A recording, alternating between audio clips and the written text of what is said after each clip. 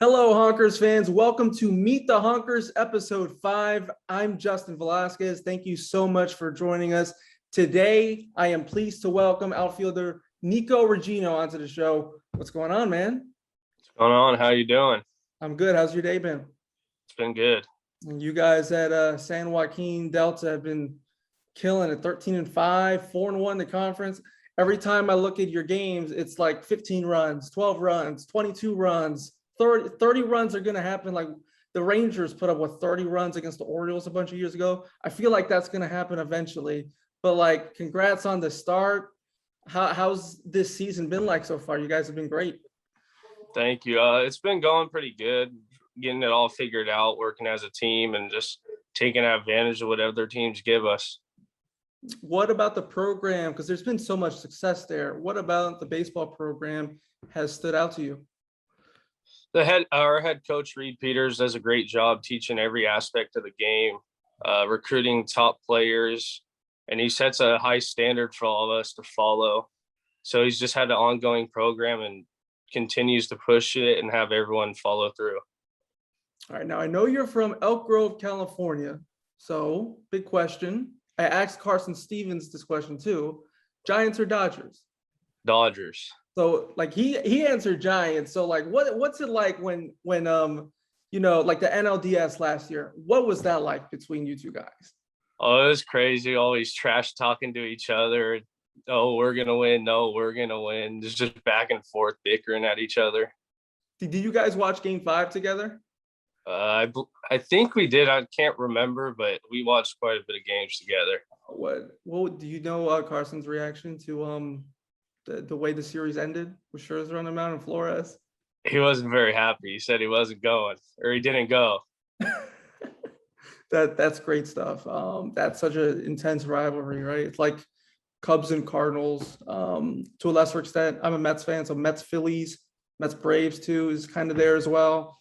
All right, from California, how did you get into baseball? So my dad, my uncles, my grandpas all played. So it was like ran in the family. And when I was younger, my uncle actually owned batting cages. So when I was 3 years old, I was just hitting off the machine all day, just kept wanting to go and go and go and never stopped, and just stuck with it and still playing till today. You kind of had like an access pass. Whenever you wanted to go in, you could just go. Yep, I just go straight into the office, grab some tokens, put it in, and just keep going round after round. How cool is that though? Like you have family that play. Like when you're first starting, they've got to, they might push you harder than like a normal parent would push their kids, but they also have to must give you like really, really solid pointers on like what you're doing right, what you're doing wrong, what you need to improve on. So how is that like growing up for you? I mean, it wasn't bad. They just told me, hey, you need to work on this, do this. You're pulling your shoulder open, stay close. Just giving me little tips to be successful as I get older and older. All right. So you are from the same hometown where high school and college teammates as Carson Stevens and Zach Meddings, two guys that are going to be Rochester Honkers this year and were last year. How close are you guys? We're pretty close. We've played together since we were 8 years old. We played all-stars together in Little League. We went to the 10U and 12U Cal Ripken World Series and played travel ball together. So we've been playing together for a long time. And it's fun playing together, getting to knowing each other and just getting after it. Yeah, I was doing my research. Like you guys from same hometown, same high school, same college. Now that you're on the Honkers, excuse me, I shouldn't get that wrong. Not like that's not a coincidence. I can't be. So how cool has that been to kind of grow and bond with Carson and Zach through baseball? It's been great. We always help each other, coach each other, tell each other what we're doing wrong, and just build off each other to be successful. You went to Franklin High School, two-sport athlete, baseball and football. We talked about this a little beforehand. I briefly mentioned it. You played quarterback. So what drew you to football? Was it like a family member also played football? Yeah, my whole family did. They all played sports, multiple sports. My cousin actually played at Southern Oregon. He was a middle linebacker. And I always wanted to play football, but I never wanted to miss baseball. It always interfered with each other, so I just stuck with baseball. So like as you were playing both sports, how did you manage that? So in high school, pretty much during the fall, our coach for baseball was like, just stick with football, stick to one. It's good to play two sports. So in the fall, I did football, and then I'd hit here and there for baseball, practice a couple times, and then in the spring, I'd get after it for baseball. So you had a great career there. You hit a little over 350. Your senior season though was when you kind of really took off. You hit almost 400. I think it was 394. What clicked for you that senior season? Just trying to find barrel and everything. In the off season, outfielder for the Cardinals, Dylan Carlson.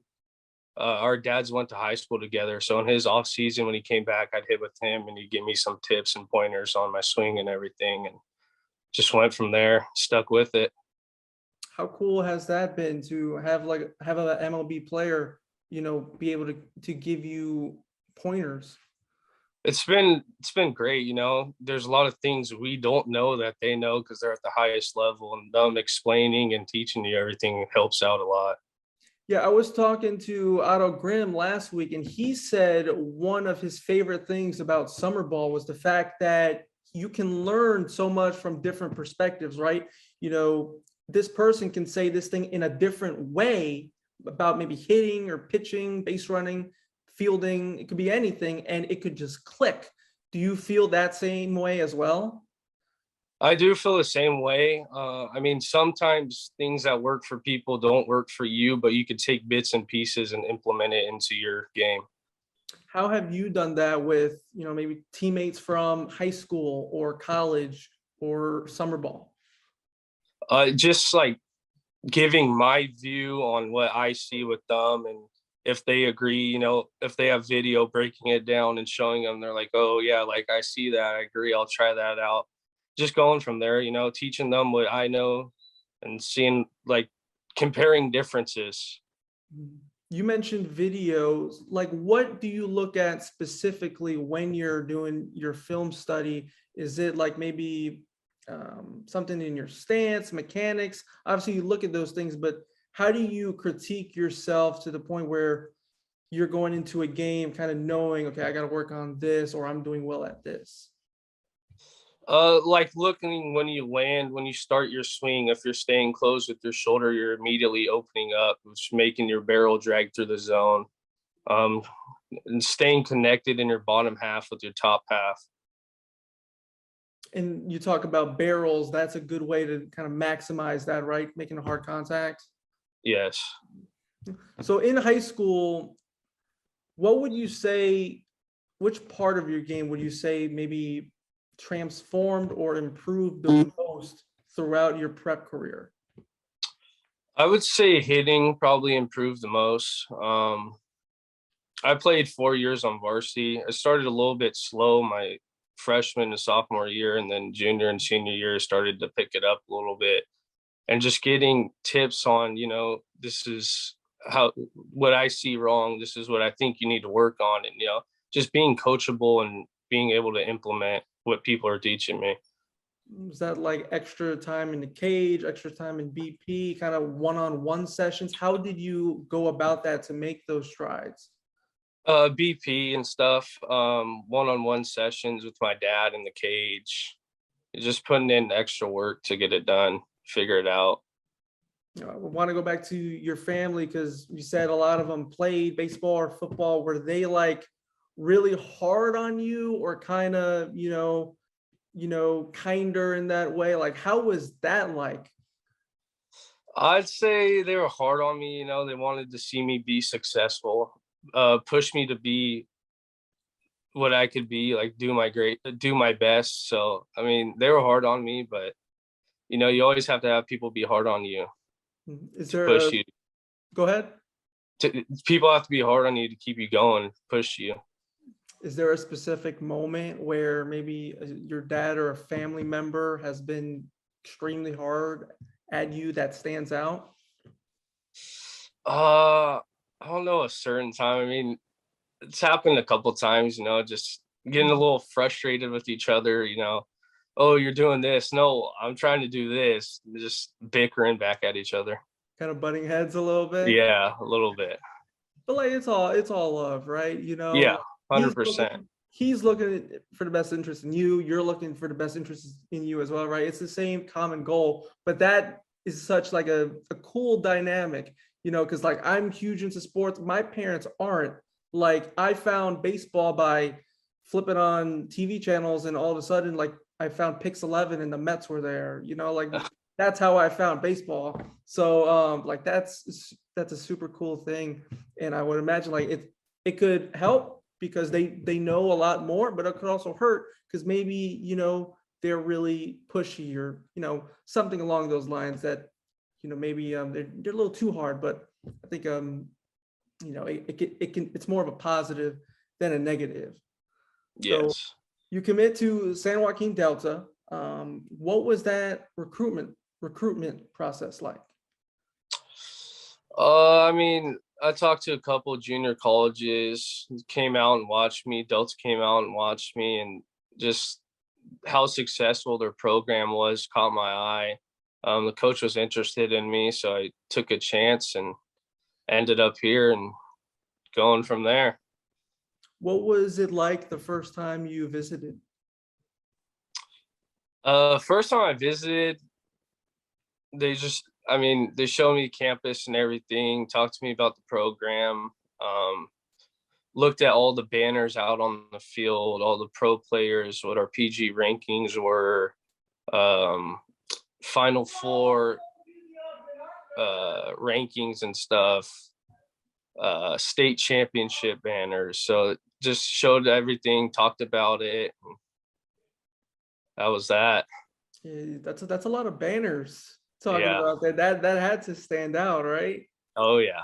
Yeah, I know Andrew Oberstando, who's entering his first year as the Honkers field manager, is an assistant coach there. So what is he like? I had a chance to talk to him a couple weeks ago, but like from a player's perspective, what's he like as a coach? He's a great coach. He loves the game, really teaches you little things that you're doing wrong, and just has a lot of passion to see success in you. Now, like with COVID, feels like everybody that's in like playing college baseball right now has had a bumpy road, right? You commit, your freshman year is cut short, 2021 is canceled. So this is your first full season in college baseball. So what did you do in 2020 and 2021 to improve your game despite not being able to play your college season? I just lived in the weight room. Like my cousin at Southern Oregon middle linebacker, they got cut too. They didn't have a season, so we just worked out every day. He has a gym in his garage, so every day we just get after it in the garage and hang out, do it over again. So you like, how did you transform? Like, what were you entering your freshman year to maybe entering this year in terms of like weight and kind of bulk and stuff like that, muscle? Just trying to build as much muscle as you can, strengthen everything, try and stay healthy through 40 games. I mean, it's not that much, but you go to Major League Baseball, 162. If you want to make it to there, you got to stay healthy the whole time. Just train your muscles to get strong and stay healthy. And thankfully, they are playing 162 this year. Didn't look like that for a long while there, but Yeah. finally got a deal struck. I mean, were you following that closely, or obviously you have your season? Yeah, I mean, I was following it a little bit, not too much. I mean, I'd see it on Twitter here and there, and then yesterday I saw the whole thing, 162 games. Yeah, man, it's way better than the 60 they played a couple years ago. And like I saw people talking about they might not play until June. I'm like, please, like, no. Now we're gonna get this whole crazy free agency frenzy now because everybody's got to sign. I mean, the Dodgers have been linked to Freeman. Now there are reports saying that's intensifying. So like it's getting pretty crazy. Yeah. But this year you're off to a great start in 360. I asked you your senior year, what was kind of clicking for you, but like this year, what has really kind of led to the great start you're having? Just trying to see the ball and make contact, put it in play and see what happens. Our head coach helps us a lot with hitting, just teaching us swing, pass, and everything, staying short to the ball. Just put the ball in play and see what happens. Have you always been short to the ball, or did you start with a longer swing? I'd say I probably started with a longer swing. Everyone tries to hit home runs when they're younger and everything. So then caught up to me a little bit and shortened up. And probably been short to the ball for the last 5-6 years. Yeah, it's crazy how, because long swing, more swing and miss, right? Shorter swing, more contact, higher batting average, stuff like that. Is there one game in particular, one part of your game in particular that you're looking to work on this year with Delta and coming up this summer with the Honkers? I'd just say my overall game, you always have to progress on everything, I mean, my hitting, I do a decent job, but always working on that, fielding, tracking down balls in the outfield, taking this route instead of this route, just overall improving on my whole game. This was really fun, man. I really appreciate the time. Any message you have to the fans coming up this summer with the Honkers? I'm just looking forward to this summer and put on a show for all you guys as a team. It's a sweet Cardinals hat, by the way. I don't like the Cardinals because 2006, but that's a nice looking hat. Thank you. Do you collect? I did for a little bit, and now I kind of just slowed down. I got you. How many hats do you have though? Oh, I'd say like 20 probably. 20. Oh, that's mostly Dodgers. No, all over the board. I mean, I like baseball. I like certain hats and everything. So I just whatever team, whatever hat. That's cool. That's cool. All right. Thank you, Honkers fans, for tuning in. Episode 6 comes out next Friday at noon Central. Each episode will come out every Friday at Rochester Honkers on YouTube, and I will see you then.